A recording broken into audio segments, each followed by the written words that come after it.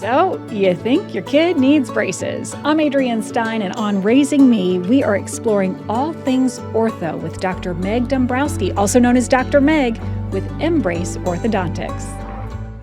Dr. Meg, it is so great to have you with us. I'm super pumped about this. I'm so glad to be back. It's so fun. Yeah. And I'm pumped about it because I have one who's already been through it, one who's currently in it, and another who I know, just looking at his teeth, we're going to be good friends. For sure. But, what is it about orthodontics that it really drew you in? Why do you feel passionate about this topic? Oh my gosh, I could probably take up this whole podcast just talking about why I love my job. Really, for me, what it came down to is I love being able to connect with families. That's my favorite part of what I do, is all day long, I get to see families and how they interact and their siblings. And that's the best part, is connecting with people. I feel like I come home at the end of my day and I have all these stories, not about teeth and not about orthodontics, but really about, guess what the newest shoe is, or guess what's happening in this school this week, or guess what Spirit Week is in this week. It's just so wonderful to connect with people. And I think that's what's really special about dentistry and orthodontics. In general medicine, you see your doctor maybe once a year, but I get to see these kids every 6 to 8 weeks. I get to see their families. I get to watch them grow. It's just so special. It's really fun. When a kid is, 14 and we finally take their braces off and we saw them when they were 7, I get to show the mom these pictures and our hearts all sort of spontaneously break and also explode with happiness at the same time, because we just get to see this progression through their lives. That's so special. It's such a rite of passage too. I mean, I actually still remember the day so clearly I got my braces off. Same. Yep. It is that moment in time that you'll remember forever. Yeah. I remember getting everything on and thinking, how am I going to do this? There's so much in my mouth right now. What am I going to do? But it's a rite of passage. And it's also one of those days where I think you look at yourself for the first time as being a little older. Your smile, is now like a big kid smile, and you're confident and you can kind of take on the world a little bit.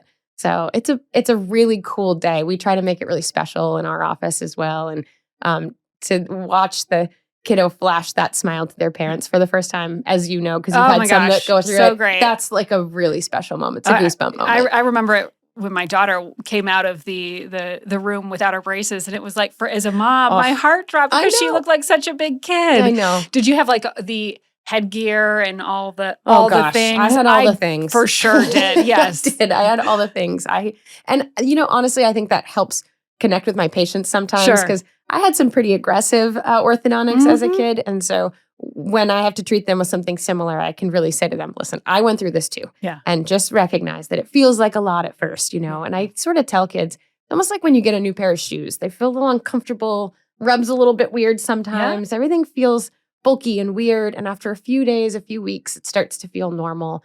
And then, you kind of get used to it. Yeah, you forget it's there. Yeah.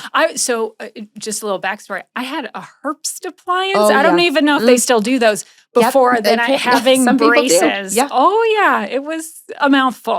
It is a mouthful. Yeah, I know. It really, there's a lot that can go into it that, kids do have to kind of get used to it. But it's also very cool to watch that experience in kids. A lot of times we have something called, the orthodontic world calls it phase 1, which, a lot of parents will think of as a palate expander or sort of an early intervention type. And then they have a little break, and then it's braces when their adult teeth come in. But that sort of early time frame, we're talking 7, 8, 9 years old. So let's pause there. Okay. Because when we were talking before this podcast, and I was asking about ages and, what is that magical age to bring kids to an orthodontist, not a dentist, an orthodontist. That's right. And our dentist had recommended our 6-year-old. We might want to start thinking about an orthodontics visit. And I was like, I'm sorry, what? But you're saying that's not necessarily too early. So let's talk about when are the sweet spots to getting kids in? Yep. So the American Association of Orthodontists is really sort of our guiding leader as orthodontics, which really helps us to kind of talk to parents and give guidance about when kids should come in. And they recommend their first screening appointment at 7. I think it's important too for parents to hear the word screening appointment, right? Because there's two things that can happen. You can come in and an orthodontist can say, yeah, I think we're ready for some early intervention. And what that looks like is there's certain things that are best treated in those early stages. So for example, a palate expander is ideally treated between 7 and 11 years old. So that's when we get the most bang for our buck, right? That's when it's most effective and it's most efficient. And it's also when it's the most comfortable for kiddos as well. And why is that? So part of it is the way that our growth in our skull develops, right? So the best part about being an orthodontist, I think, is not just the smiles, but also that I get to really look at the growth and development of these kids. And so the top jaw specifically kind of stops growing around 12, 13, 14 years old. Right now, we don't have a diagnostic tool to be able to say, you're done with this growth and you're not done with this growth. So we kind of rely on age. And so that's why it's really nice to say between ages of 7 and 11, because we know palate expansion will work then, because the bones that we're working on are not fused, right? So I sort of tell people it's a lot like, we've all held a little baby before, and when you look at their skulls, you can tell, their skulls aren't fully fused. And one of the last bones to fuse in our whole skull is our palate, which is very cool. But the reason palate expansion shouldn't hurt, and if we do it between those ages, is because those bones, they're not connected yet. There's just cartilage between them. So as we're turning that palate expander in an 8-year-old, many will feel like maybe a little tingle in their nose, but they should feel no pain. Wow. And that's really critical to make sure that we're hitting that timing appropriately, mostly for their comfort. And also because if we can get things going that young, then we can really keep a whole host of problems from happening in the future, and crowding, impacted canines, things like that. But that age is so critical because if we miss it, we're in a whole different treatment plan. And so what I tell parents is that screening appointment is really so valuable because you're going to hear either, yeah, we need to get started with something early to make all of our lives easier down the line. Or guess what? You don't need anything. Come back in a year. And sometimes that's also really nice to hear, especially, we have kids that come in and they're a little anxious. So if I just say to them, I'm so glad I got to meet you, come back in a year, that makes everybody feel great, right? So you're just being tracked as they grow. And it just develops that relationship early. Which eases some anxiety also going down the line. I just, as a parent, it does feel like it's starting earlier and earlier. I know. I don't remember the exact age I started. I think it was like around 5th or 6th grade. Yeah. And now, again, just that idea that at 7, I know. That feels so young. It does feel young. Is it just advancement in technology, advancement in what we understand about development and teeth and jaw and all the pieces? That's a great question. I think there's a couple different parts of it. One is absolutely we know more, right? So we know more now than we knew in the 80s when I was going through orthodontic Big difference. Big difference. Yeah. Mostly from a research perspective. We know a little bit more about human anatomy. We know we have more long-term studies because we're looking at research over the course of lifetimes now. And we have the ability to really track, treatment that happened in the 80s and what happened now, right? Because all of us that had treatment then can kind of be looked at and said, oh, that worked or didn't work. Well, now we know so critically that early intervention, like so many things in medicine, is critical. I'm going to get a little nerdy here. Okay, we don't mind nerdy. Part. Go ahead. But evolutionarily, our jaws are shrinking in size. It's so fascinating. What? I know. If you go to the Smithsonian and you go to the human development part in the Natural History Museum, you can look at all the skulls from around the world, really, and you'll see these jaw bones and these jaws with these huge jaws that have all of their wisdom teeth, fully everything. They have all of their teeth fully erupted. Because when you think back to what early humans were eating, it was raw meats and raw vegetables. And so they had these big skulls with large jaws to be able to chew. And as we've started cooking our food and as we eat more softer foods, our jaws actually really atrophy. Wow. I know it's not fascinating, but if you look at this human skull over time, you can see those changes. And so, what we look at is now everybody needs their wisdom teeth out, right? Mm-hmm. But if you look at those old skulls, they all have their wisdom teeth, which is fascinating. And so over time, our skulls are certainly shrinking, right? And so that's a whole other part of this that is also fascinating. And that's where a palate expander, in a way, kind of can help with that. Yeah. So palate expander often is where it all starts right now. It can. Yeah. There's also different things like you mentioned Herbst, right? So this is old. So this is like a big thing cemented, and I'm sure it's better now, but it was like a big giant thing cemented to the back of my top teeth with a little piston. It was piston like a piston going to the bottom teeth, pushing my jaw forward, also widening it. It was lovely, people. Quite a visual. Yeah. But right. So that would be another tool. So, is that still even it is, around? But I think that some orthodontists still use them. Wow. So the palate expander is one of the tools at our disposal. So the important part about that screening is an orthodontist looking at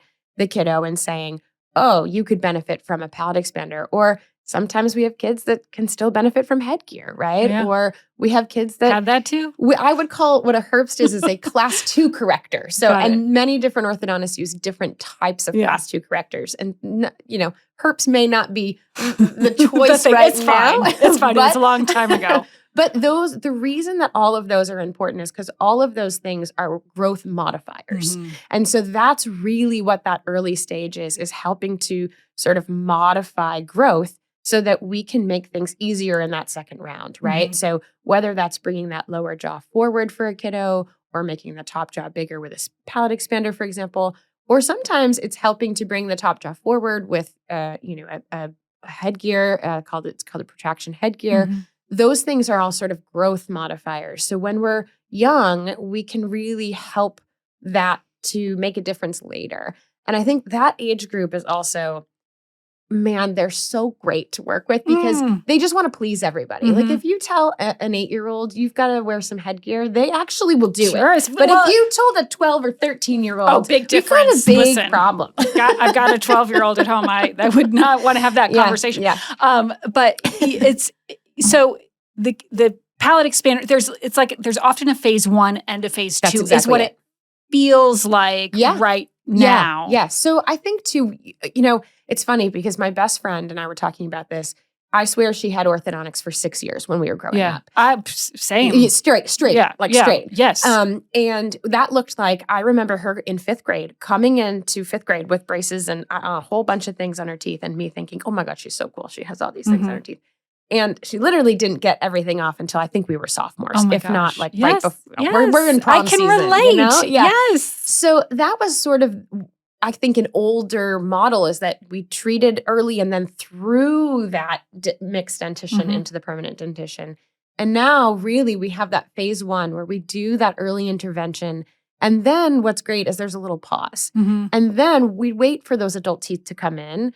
And, a little bit more growth to happen. And then there's a second phase, typically. And would that second phase then in theory be shorter? So like your friend and me with braces or appliances on your mouth for many years, you would just maybe have a two shorter times versus one long shorter time. And what I would call like maybe easier, gentler, and I think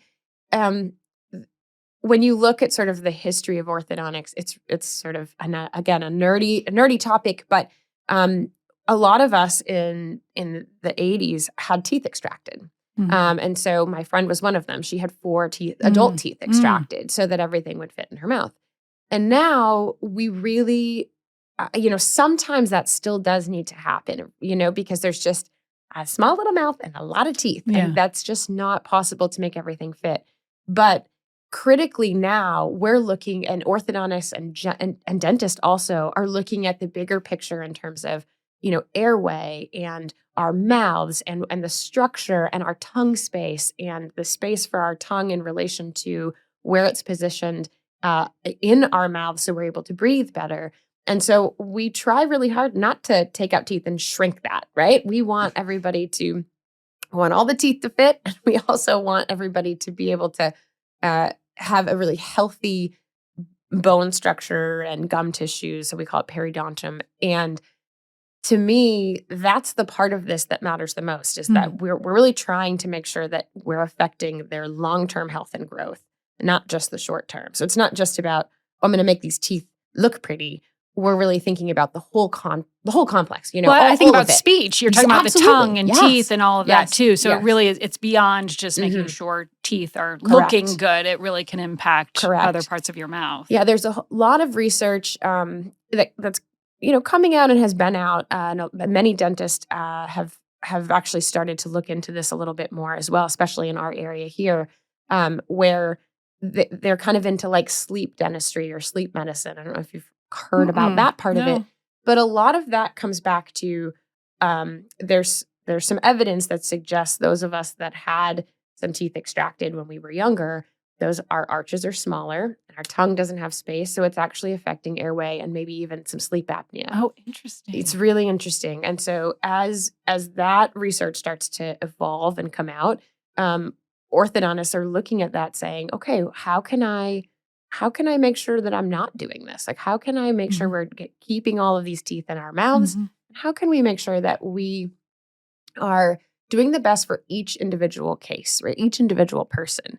And that's a big part of this whole idea of orthodontics is you could bring in all 3 of your kids and guess what? All 3 are going to probably need something different because they're all growing in a different pattern and they all have different needs, whether it be genetic needs or physical, aesthetic needs and is there needs. Ever a time? I mean, and I'm asking this knowing you see adults all the time with braces, but is there ever a time where it's like you kind of have to really readjust what a typical or a traditional treatment would be because kids are, getting their first, and this happened, first orthodontist appointment at 13, 14, 15 and later? For sure. And even adults, there are a lot of times where I say, here's what I wish we could do, but we're maybe not in that world right now. It might not be possible. And so here are our options that we can think about right now. And also here are sort of the risks and benefits associated with that.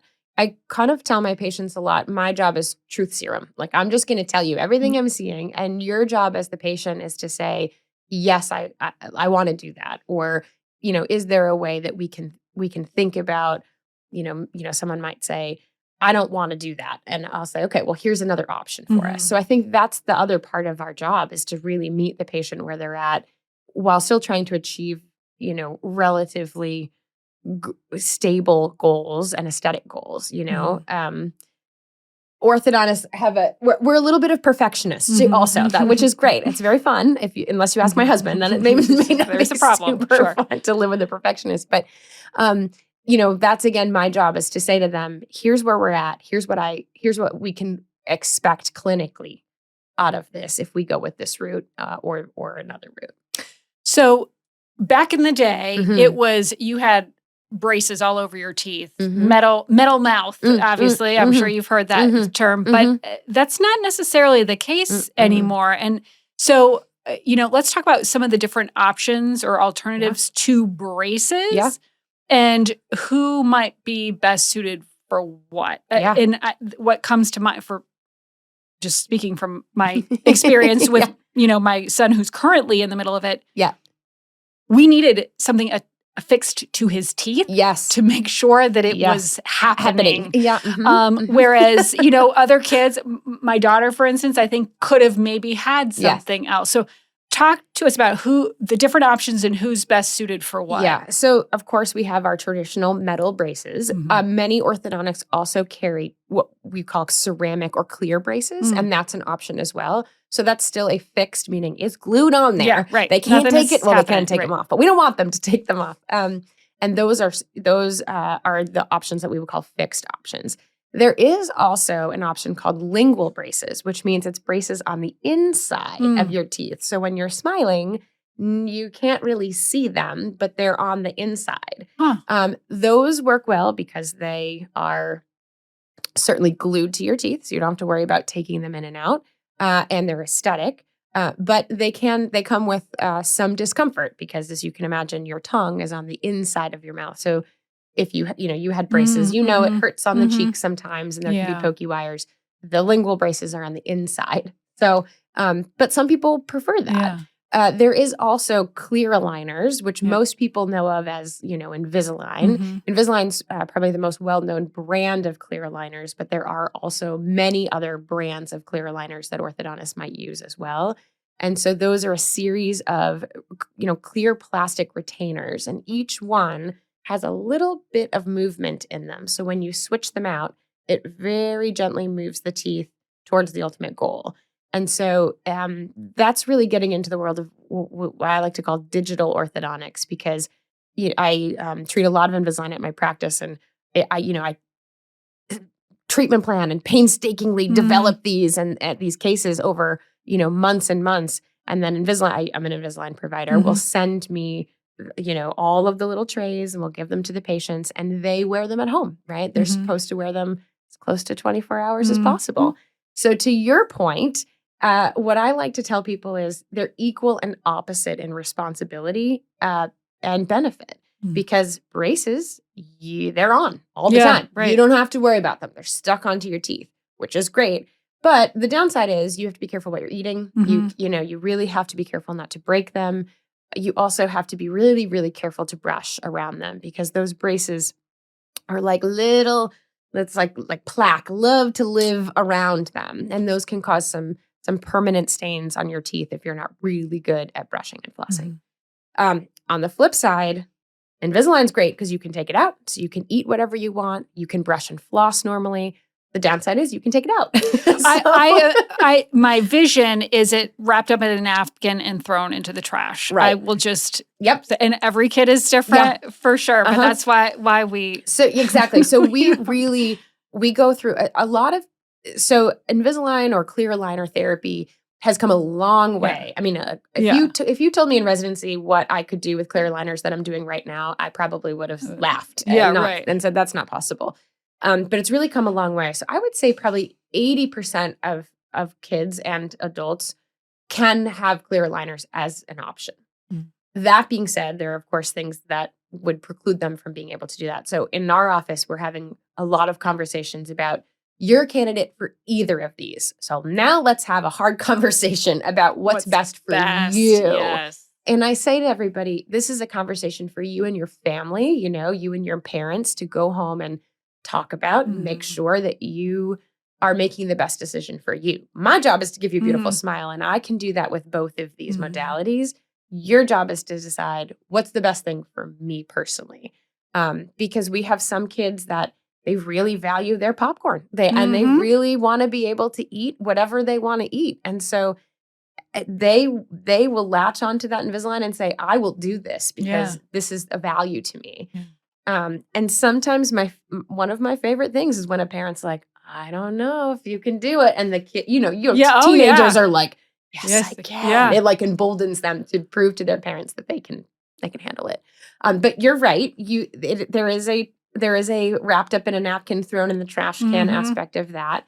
However, I think a big part of that is patient education, right? We really go over with our patients, here's what you need to do. It always needs to be in a case. It goes into your pocket, and they do pretty well for the most part.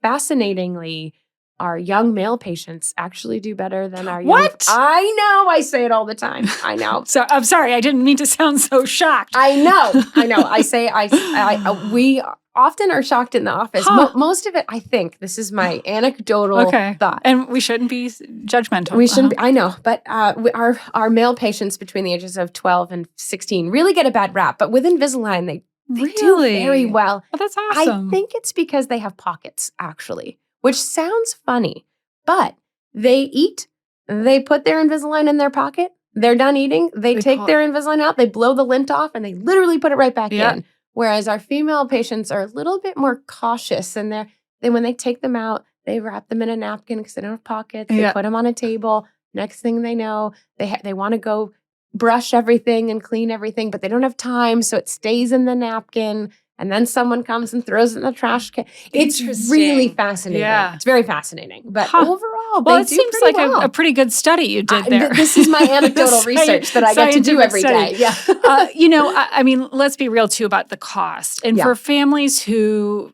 feel like, whoa, this just And maybe because they know how expensive it is, or they just are picturing like this great big expense. For sure. What advice do you have for families who are worried about the financial part of this? Yeah. So I can tell you too, from my perspective, I grew up actually here in Maine, and my dad was a firefighter. My mom was a secretary. And so I grew up in a very average household, and we had everything we needed, but we didn't have a lot of extra things. So they got to choose one kid that got to have orthodontic treatment, and that was me. Hey. I know. My brother they were like, he's not responsible enough, so we're not going to choose him. So I've actually had to do braces on him, and he's already lost his retainer. So they were right. But anyway, I certainly know that because I came from a family where really like they had to sort of decide which kiddo was going to get treatment and which weren't. And so I definitely understand that the cost is a lot. It really is. But there's a lot that goes into that cost because it's also really medical appointments throughout a 2-year process. A couple of things to remind patients or that I like to tell them is most orthodontists, especially in this area in Maine, that original complimentary visit that we have is usually complimentary. Most orthodontists will do that for free. And it's because it's just a screening appointment. And there usually isn't a cost associated unless, they are recommending treatment to a family. So that's important to know is if you're just trying to find information out and get an idea, most of the orthodontists around here do have a complimentary first exam. And that's a good thing for parents to ask on the phone. Is this first visit complimentary? The other thing that I say is another thing that most orthodontists do here and around the country is they offer in-house payment plans that are interest-free because we understand that we also treat families all the time, right? And so I want these kids to have treatment and I want the families to be able to feel comfortable. And so our office works really closely with the families to find a monthly payment that works for them, over the course of treatment so that they're feeling they can have this treatment in a way that's respectful to their finances as well. So that is another important thing is that to know that there's that interest-free financing option from most offices.